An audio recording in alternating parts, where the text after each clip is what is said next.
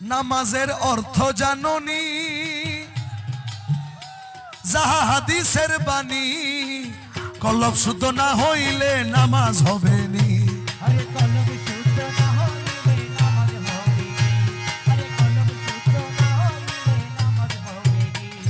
সেজদা দিলে অনুমানে,